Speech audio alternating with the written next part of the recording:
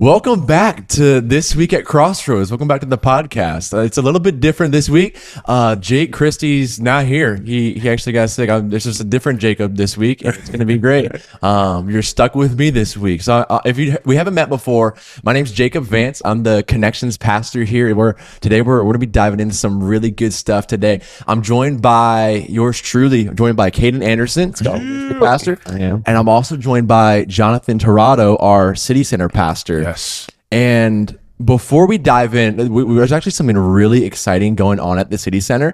And so, Jonathan, just take it away. I want you to just share a little bit about what's going on there right now and how people can get involved. Yes. So right now, this is our second annual summer music camp. This year we will be hosting 35 students from Malabar, and these students will be going through a 5-station rotation. So each station is 30 minutes long, and we're just focusing in on music and creative art. So one of the stations is percussion, another one is piano. Then we have arts and craft. We also have the game room, which we have finally finished, and it is beautiful and exciting, and the kids love it. And then the last station is percussion, piano, creative arts, game room, and the literacy components. Sorry for taking so long to get to that one. But yeah, so summer camp is our way of helping our students try to fight back against summer learning loss. So we've seen through research that the more the kids learn the music, it builds a portion of their brain that helps them with memory. And the teachers spend less time trying to teach them the material from the previous year, but they can be caught up and they're no longer wasting time on the prior year. But now the kids are going back to school advanced. So that's my dream, that's my vision, that's my hope, that the Lord would bless these kids in a mighty way and help them to retain the information they learned from the previous year, so that the teachers don't waste their time trying to catch students back up. Yeah. Praise God. Yeah, man. That's awesome. Man, I hear all of those sections, and like all of them sound so exciting, like especially the percussion side of that. Obviously, as drummers, there are the two drummers right here. It's a percussion. Let's go. I'm pumped about it. That's awesome. And are there what are the needs? Like what are the ways that people can get involved? Yes. So right now we have, thank God, we have our summer interns that have been pouring into these students' lives. They would be with us for the first 2 weeks of summer camp, but then the last 2 weeks we're going to need some group leaders that are going to just be a part of camp, get to know the kids, and then also walk those kids through the different stations, helping them with maybe getting their lunch or grabbing a drink or just stepping out, taking the students to the bathroom, and even just being a help for the teachers as they're teaching. That way the teacher doesn't have to stop. It is a 30-minute rotation, so we try to cram a lot of information in a short period of time. So yes, if you are interested in becoming a group leader, please email me and let me know when you are available. Let me just plug camp. Camp is Wednesday, Thursday, Friday from 12 to 3. So if you're interested and you have time, please let me know, and we would love to get you connected for the last 2 weeks. Let's go. Like I think just the heart behind it, of especially like meeting the need where students, you just think about it, like during the summer they really don't have much going on at all. Right. And so to provide something for them where one, they're learning, but also two, like they're making friends, they're connecting together, they're having a good time, they're going to the game room and going to play games, they're learning music. Like that's a really fun time. And so that's a need right here in our back door. And so for you, maybe that's just where you're at right now. Maybe God's just tugging your heart to go and to help out with that over the next coming weeks. Maybe God's calling you to sacrifice a little bit of your time, maybe a little bit of your calendar to go and help out with that. You can email Jonathan, jonathan.torrado@crossroadswire.com, or you can visit our website, call our front office. We'd love to get you connected with that and to get you plugged into that. It's an amazing opportunity. So yeah, we're really excited about what thank you God's guys so do much through that. It's already been because yesterday was day one. At the time of recording this, yesterday was day one. And already just amazing stories. So definitely get plugged into that.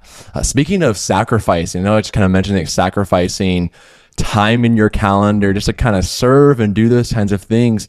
Today, that's actually what we're discussing. This week's message was about sacrifice and about giving of ourselves. And so that's what we're diving into today. It's one of those topics that I feel like doesn't really get talked about a whole lot. It's definitely, I think it's funny. They gave the 2 youngest staff members the task of talking about giving. I know. I don't know, like, where the lead team's not here. I don't know. I don't know. We're shying away from this a little bit, maybe, but no, it's gonna be good. I'm excited for it. So are you guys calling me old? No. Oh, okay. Because There's slight implication. No, that's right. No. Yeah, it definitely is one of those things. Like, it doesn't get talked about a whole lot because I think it's one of those.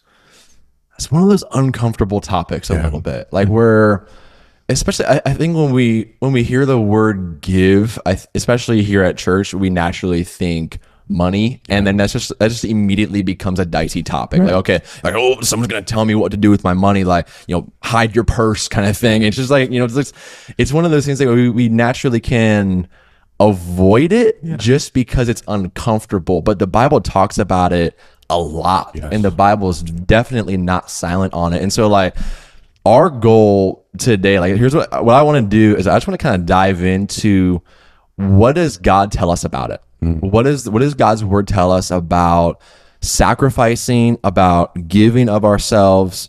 How have we seen that at work in our lives, and what are the implications of that? How can we live a life that honors God with our resources by being sacrificial, by living a life of sacrifice? So I just want to dive into that. Like, what's maybe a way that you've seen giving or you've seen generosity impact your life? Maybe that's a gift that you were given. Maybe that's a story of generosity that you've seen from somebody else. Like, how have you seen generosity at work in your life? Yeah, Jay? Yeah, please. Man, just being a part of this church. I've worked in another ministry before coming to Crossroads, but to see the generosity from the congregation and just how much they give of their time and resources is a little new to me, unfortunately. Just to see all the gifts, whether it's diapers or wipes or detergent or toiletries, and we are able to meet the needs of our community because of the church. And it's huge because they make my job a little easier. Right? I don't have to run around looking for these resources to be able to serve our community. We can just serve our community because that's what God has called us to. There's no red tape, and we can meet the need as best as possible. And I'll share this one story. I don't want to mention the couple just in case if they want some privacy, but last year for our first summer music camp, we had a couple who reached out to their employers, and they heard the vision. They heard my goal for summer camp the first year, and they fell in love with the vision, and they wanted to give back. So they reached out to their bosses, and their bosses blessed us with I think over $2,000 for us to be able to provide these campers a healthy, balanced meal. And when I mean healthy, balanced meal, this couple, they had everything counted out from carbs to proteins to vegetables to a snack. Yeah, no, it was extremely thorough, and we did not go without. Each kid was able to eat twice, which I don't know if you guys know, but just as much as summer learning loss is a problem, a lot of these students may go home and not have anything else to eat. So that's why our camp is between 12 and 3, because not only are we fighting back against summer learning loss, but we're also fighting back on maybe these kids won't be able to eat when they go home. So not only did they eat twice a healthy, balanced meal, they also went home with food. So they went home, they ate here, and then they were able to take food home so that they don't go hungry until they come back the next day. So that's what that couple did, and it spoke volumes to their character and to what God is calling them and us as a church to do. So I am extremely grateful for this ministry platform and the resources that the church gives to be able to support our community. I'm so sorry, I'm long-winded, but I get so excited when I talk about the city center and what we're doing. So please forgive me on that. Oh, for sure. No. Yeah. I think I want to set the caveat or the precedent up front that, like, giving for us isn't done with the expectation that God's going to give more. Yeah. But I will say that that's been our story, like at every turn. And I think about even just the way that my family grew up. Both my mom and dad came from nothing. Yeah. And on two wildly opposite sides of the spectrum, right? My dad, like inner city. I mean, you know, everything that comes out of lifestyle, right?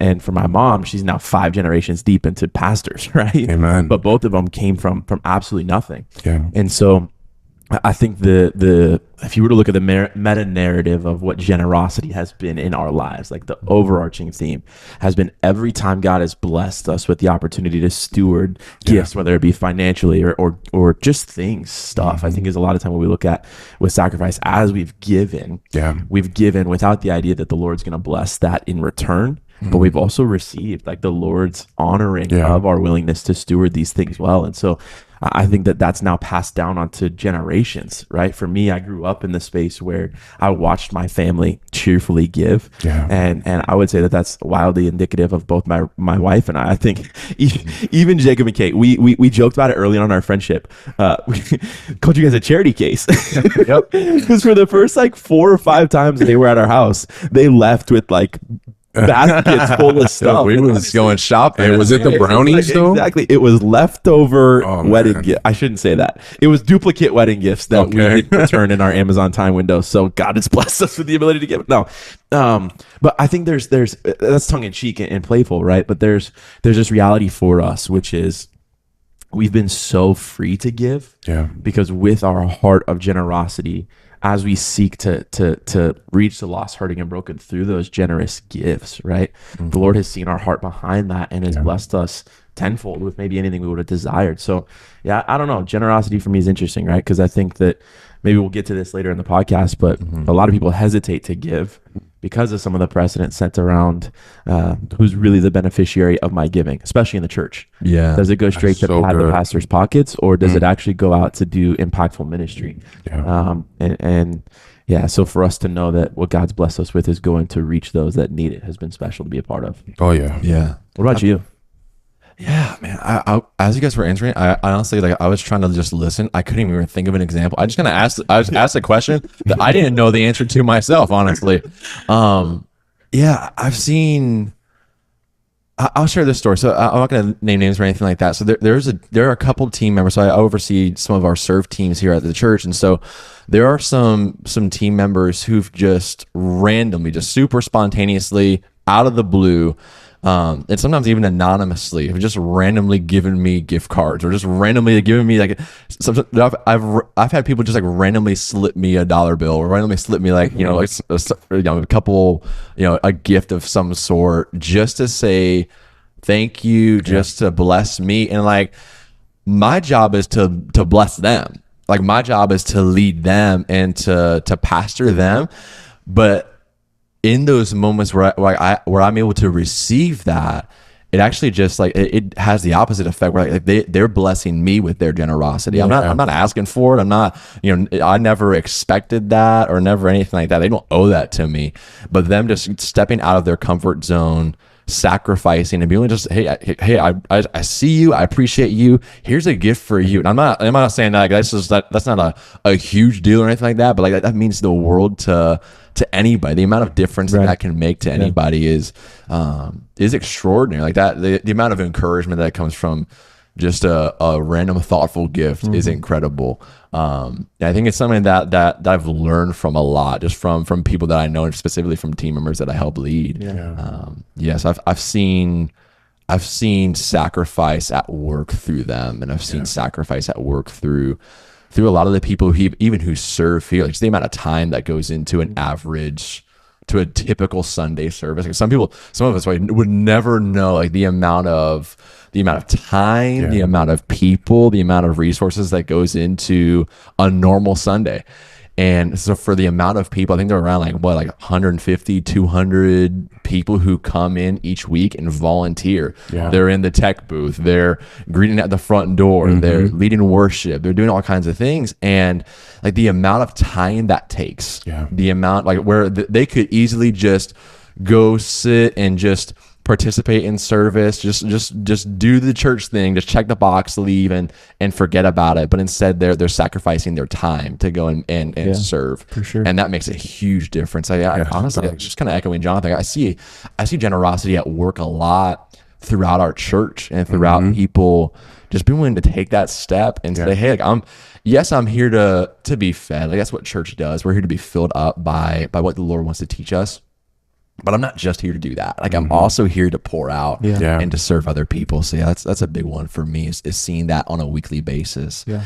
Ken, you mentioned something that I think is really good. I kind of want to go that route of just giving and then receiving later on, like kind of the faithfulness leading to fruitfulness. Yeah.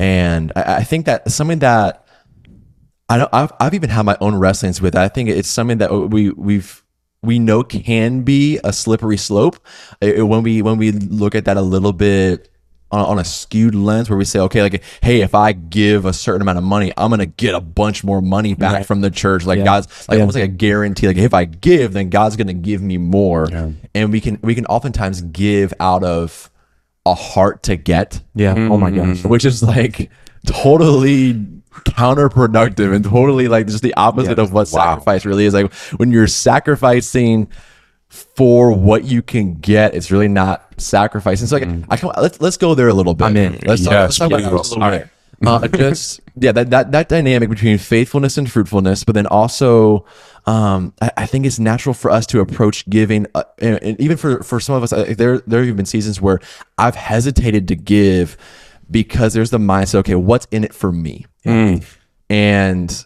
let's just go there. Let's unpack that a little bit. Like, what are your thoughts on that? How have you seen that? And what would you speak into that? I referenced this a little bit at my 9 o'clock message this last weekend when I got to preach the counseling session that my wife and I were in premarital counseling.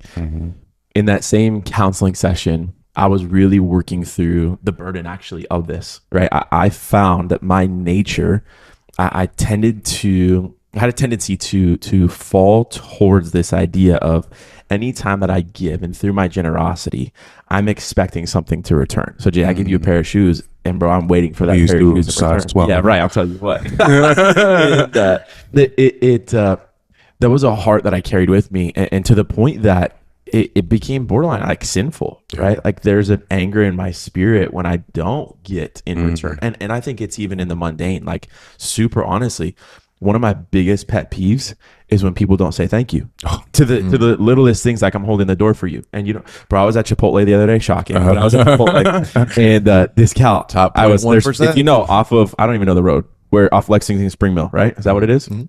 Chipotle over there. There's 2 doors back to back. I opened the first door for this gal, walks right in and didn't say thank you. Like, all right, cool, bro. Tell me why she opened the second one just for herself, walked right in. No, I prayed for her. So in all seriousness, like, that's a real thing for me, is I get an angry spirit when in the mundane people don't say thank you. Yeah. In this counseling session that I was having with my wife and our counselor, he addressed that. He said, Caden, you say that you're a generous person. You say that you're a cheerful giver, but I'm gonna push back on that. I don't know. Yeah. And it started to stir just an angst in my spirit with what he was trying to get at. And he said, man, are you giving because it's really who you are? Ultimately, he was trying to find a deeper tie to my identity, which was as a love language being gifts. And it's probably one of my top love languages. I love gifts. Is that actually who you are? Or do you do so with the expectation to receive? He said, when you literally live out of the overflow of identity, the other person doesn't influence your value found in giving. Like, man, that was huge for me. Yeah. That, okay, because this is my identity found in Christ, which is I am a giver. I love giving. I love receiving gifts. Like, it's part of how I feel loved as one of my love languages. That being tied to my identity as a follower of Jesus now looks like, God, I am fulfilled when I do what I love. And what I love is giving. Yeah, that's great. Regardless of what anybody else says, regardless of what anybody else does. And again, I think that we think of giving and generosity to the max. It's the New Testament principle of give everything. Yeah. But there's so much more to unpack when it comes to giving and generosity. And I hope we touch on finances, the financial giving today. Yeah. Because it is one of the most misrepresented, wildly misused platforms that a lot of leaders take advantage of. Unfortunately, And I pray that we can we can guide our church in the direction of godly giving and what God actually asks of us. Yeah. But I think that was revolutionary for me when this counselor identified that. Do you actually give because it's who you are, or do you give out of the expectation that you're going to receive? And when I shifted my lens and perspective with, God, I love you, God, I'm honoring you, and God, I'm receiving your love through my giving, the fulfillment that I felt was tenfold. Personally, just internally, in my soul and my spirit, not financially, not financially, right? Not in more people pleased. It was, okay, I'm abiding in God's will for my life, which is receiving his love through the giving, which That's is so just good. being connected to him by doing what he's called me to do. And that, man, it's changed everything for me. So good. Yeah. So just to piggyback off that, while I was prepping for this podcast, I read Genesis 22, right? And it talks about Abraham being tested. And then in 21, we see that he was finally given Isaac at the age of 100, right? And then in 22, God asks him, hey, I know you've been waiting for Isaac, but I need you to take your son and offer him up as a burnt sacrifice, right? So you see in 22 that there was a command, right? God commanded him to basically sacrifice his son, the one that was promised, right? And then after that command came preparation. It says that the very next day he cut down enough wood to be able to sacrifice Isaac. And then after the command came the preparation, and after the preparation came worship, right? So it says the very next day he saw where God wanted him to take Isaac to sacrifice him. And in that worship, he brought his two servants, and he told the servants, hey, you two stay behind. Isaac and I will go and we will worship on the mountain. And then, so there's a command, there's preparation, there's worship, and then what we see is faith, right? So as Abraham and Isaac were walking up that mountain, Isaac, like any other kid, would have said, hey, I see that we have wood. I see we have fire. But I don't see where's the sacrifice? I don't see it, man. Where's the sheep at? Right. So Abraham, right, in faith, this is the point that I'm trying to draw to, is that he was willing to make that sacrifice as an act of worship, right? And what he told Isaac was, hey, don't worry about it. Basically, in Jonathan translation, please forgive me. Hey, don't worry about it. The Lord will provide. Yeah. So then they got up to the mountain, and it says he bound Isaac to the wood, and he put him, getting ready to light him on fire and strike the blow. But then the angel of the Lord showed up and stopped him, right? And then the angel, what he said was, now I see that you fear the Lord. Yeah. So my question to that would be, when was the last time you gave out of your discomfort? Right? When was the last time you sacrificed your giving, your time, whatever that is, however that may look, because God has called you to do it? And not just because, this is something that I've been praying for years, and Lord, you finally blessed me with what I've been praying for, and now you're asking me to give it up. Yeah. When was the last time we gave with that heart, right? That's right. And then what we see at the end of that is that the Lord blessed Abraham, and it says, hey, your descendants will be numerous. Right? It talks about the stars in the sky and the sand on the beach. So you will bless generations because of your sacrifice today. So when I think of sacrifice and giving, I think of those 4 points. That where's our hearts? Where are we when we give? What is our attitude, right? Do we hear the commandment and not respond to it? Commandment, preparation, worship, and faith. Those are the 4 components when it comes to giving that we need to highlight. And I think even in that, there's something my wife and I have shifted away from, is monthly recurring giving, because it was out of sight, out of mind. Oh, that's and so I just good. saw the money leave my account, but there was never this deliberate or intentional mindset or approach to, God, I'm stewarding what you've given me. And for us, as simple as it might be, putting cash in an envelope or writing a check gives us the opportunity to pray over that. Lord, this is out of our control, out of our hands. God, we're trusting that who we're giving to, they're going to steward this gift well. God, would you use this to multiply? God, would you use this to make kingdom impact? God, would you use this? And so for us to go away from the recurring giving where it just is done, it also gives us the ability to month over month reevaluate and look at, God, what have you blessed us with this month? Is 14% this month? Is it because we set the recurring 10%, right? And it doesn't naturally create this ability to actually look at our finances. Yeah. What do we really have?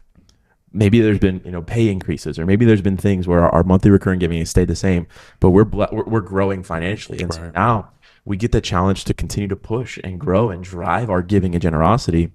But there's this moment of pause that happens, which is that intentionality, which is Abraham and Isaac. It's Lord, you've given me this gift, you've blessed me with this son. This wasn't supposed to happen. What's supposed to happen? And through this, I'm all that I have. The Lord will provide, bro. Exactly. Yeah. And I think the reoccurring gift, that was so good, bro. And thank you for sharing that, because when it's out of sight, out of mind, you don't really think about it. But when you're sitting there and your account is getting ready to go into overdraft, and you're like, Lord, what do I do? Right? Am I going to be a cheerful giver when my account balance is negative, whatever?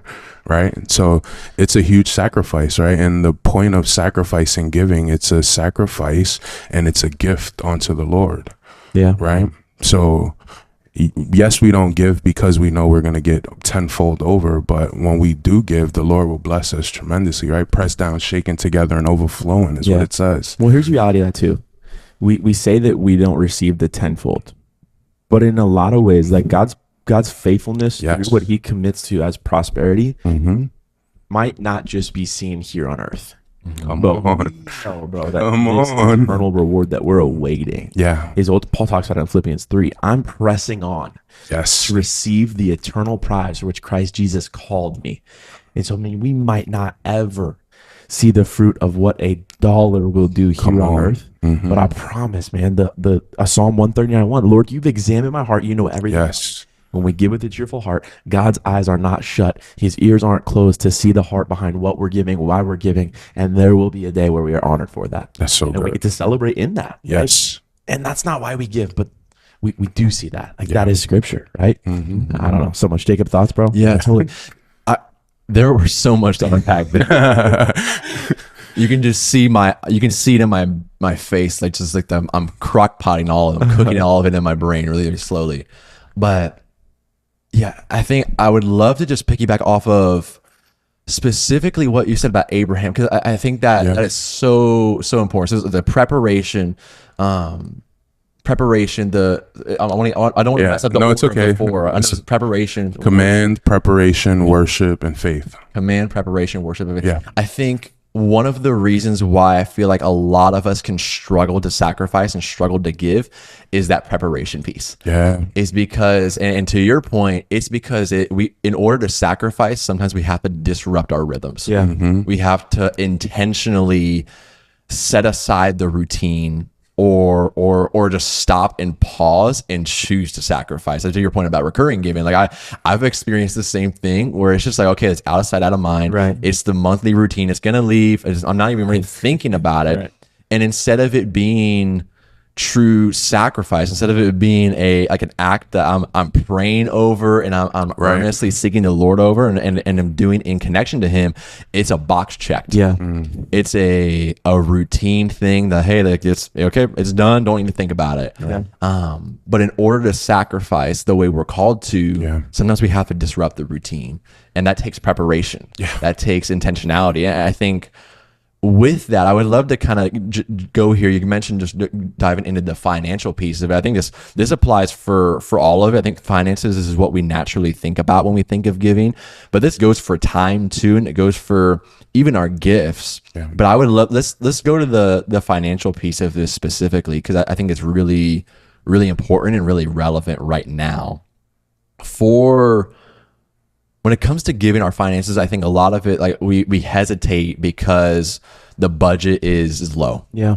We hesitate because maybe we don't have a lot of bandwidth financially. And I've had a lot of conversations with people where that's the case. I've even had seasons in my life where that's been the case. Like it's not always like the most clean or always the most, there's not always the deepest well to draw from for that, if that makes sense. Right. And so for anybody in that season, and even for ourselves, whenever we find ourselves in those moments, how do we still obey? How do we still sacrifice, and how do we still give when it feels like we don't really have much to give? Yeah. I think there's a couple things that come to mind right away. First being, in line with our series as a whole, traction. Yeah. Gaining spiritual momentum. is our aim to help our church gain spiritual momentum in their personal lives. And so it's really easy for us to talk about spend time in the Word. So it doesn't necessarily financially cost us anything, right? But there's this, it gets a little bit more contentious when it comes to money. Like our aim is to help our church. Yeah. My salary doesn't get any bigger when we have a bigger month giving. That's just the reality. And so it's not like I'm pushing or plugging financial support to the church for the sake of our pockets being padded. It's because this is what God's called us to, and we want to help our church abide fully, not partially, but fully in what God has tasked and asked of us. So that's the first part. I think then the second part is the preparation piece. Man, my heart is heavy and burdened for the amount of individuals in our church who, I think of a Psalm 25, the sins of our rebellious youth, maybe made a lot of financial mistakes in their youth, or things that they're now in their early adulthood, late adulthood, dealing with the financial repercussions of poor decisions in their youth. I know that's a lot of my parents' story and things that they've shared just about their finances was lack of knowledge. They just didn't know what they didn't know. And then misuse, like, I don't know, spending beyond your means and living in a lifestyle that God hasn't, blessed you to live with, right? And so I think that the lack of giving for so many people is due to the sins of rebellious youth, or spaces in their life where they were poor stewards of finances that now I can't. Then the second part of that is, man, I think when it comes to everything else in our life, we plan vacations. We plan when it comes how we're going to go to the gym. We plan our fitness. We plan our time with friends. We plan everything but our finances. That's so good. That goes on the back burner. And so when we look at and set the precedent with money in, money out, plan through a budget, the first line item is, where is my money going for the church, or where has God called me to give? That's just that tithe. That's how my wife and I approach it. That's how we look at it and say, all right, Lord, this is, man, there's so much to this. I could talk forever about it because it's a stewardship thing. It is a stewardship thing. Bro, to the literally not a single thing do we have. We can't take any of this with us when we leave. And so when you look at this, and this isn't even mine, God has entrusted me to steward it. And I think we see a lot of poor stewards of what God's blessed us with, which is why maybe more struggles to give generously is the reality for a lot of people, because we just don't steward it well. I don't know. And it's one of those things that I think there's a control aspect of that too. I think there's a stewardship and there's also like a control thing. So I know for seasons in my life, and I know for a lot of seasons in a lot of people's lives, the hesitancy to give and the hesitancy to be generous financially specifically is because, okay, like I have my budget and tithing doesn't fit in it. I don't have enough money to fit that in there. I got like 10%. It doesn't sound like a whole lot, but that's a lot of your income. And so like you're not spending 10% on your groceries or anything like that. Like that's a little bit higher. And so to do that, there's a little bit of a, hey, like I have control. I need the control over, okay, I have all these budget line items. It's set for everything else. I just don't have enough to give. But I don't know. I've always come back to the question. I come back to Philippians 4:19, where Paul says, my God will supply all of your needs according to his riches and mercy in Christ Jesus. All of your needs. Has there ever been a season where you haven't had enough? Where God has not provided what you need? That's right. Has there ever been a season where he hasn't shown up for you in the midst of the tight budget? I was thinking about this yesterday on my run. If it's not good, it's because it is not God's. And bro, we have so many people in our church, in just the capital C church, that are living for the good that is not of God. Therefore, there are a lot of people who haven't had enough, or who haven't had the ends meet, because they're not first and foremost sacrificing what God has given them to God. They're living for the good lifestyle that this world has to offer. But man, we're not being obedient to the God thing that he has in store for us.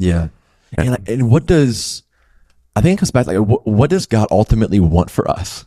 Is it the best car, or the house in Florida to retire at, or the extra degree, or whatever that might be? Like, so the more, bigger, best, more, is that what he wants for us? Or is it a heart that looks like his? Is it the joy of looking like Jesus, and also, I would say reflecting the gospel by sacrificing? Like you mentioned Abraham and the sacrifice that he was willing to make with his son Isaac. And when you look at that, like that's a foreshadowing even of like, like Abraham was going to sacrifice his son, and God stepped in and said, "No, like you're not going to do this. I got you." Yeah. And then 2,000 years later, God went through with that sacrifice and sacrificed his son for us. And so, like, if he can sacrifice his son for us, we can certainly sacrifice some of our money. Yeah. We can certainly sacrifice some of our time and some of our resources. And the call to that is, it sounds counterproductive to the lifestyle that we naturally want to live. It sounds counterproductive to the big car, not the big car. I guess if you're in a truck, it's a big car, to the nice car, sounds counterproductive to those life goals that we have, the possessions that we want to collect. But where is our treasure? I think of Matthew 6, where it says, "Where your treasure is, there your heart will be also." Where your treasure is, there your heart will be also. And literally the verse before that, it's Jesus talking about, don't be anxious about anything. Yep. Anything that you can be, do this. Do the sparrows have to worry about where they're going to get their food? That's so good. Do the lilies have to worry about being dressed, growing and being dressed? Like I provide for them. I'm going to provide for you to seek first my kingdom, and I got you. Right. Are you not more valuable than these things? Talking about the flowers and the birds, right? So the Lord's going to take care of our every need, but I think we got to set definition to needs and wants, right? Do we need that big car? Yeah. Do we need those extra pair of shoes? Oh no. Do we need to sacrifice our time and our resources? So I think we have to define need over want, and also we have to make sure we talk about the position of our hearts, right? I can't help but to bring up the poor widow, right? Yeah. And how in that text it talks about the teachers of the law, and they were giving out of their wealth, right? They were giving because it would not matter how much money they throw out. And when they gave it in a way that they were boasting. It talks about their robes flowing, and they wanted the best seats in the synagogue. And then it talks about devouring the poor widows, right? Taking advantage of those widows and then praying these lengthy prayers. Then it talks about, Jesus mentioned who gave more. Was it the teachers of the law?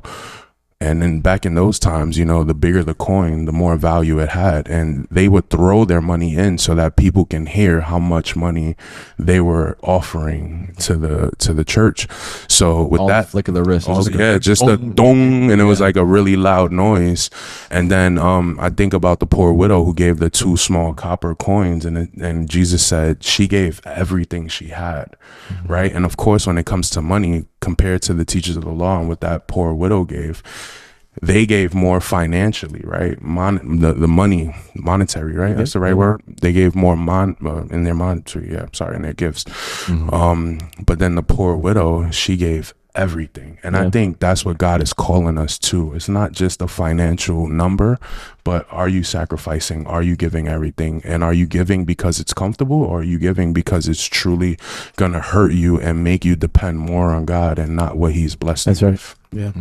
It's the same is true with fasting. You rid yourself of something so important for the sake of whole surrender and dying to your flesh. Yeah. And it's a Lord, I trust you with this. God, you're going to sustain my body today. Yep.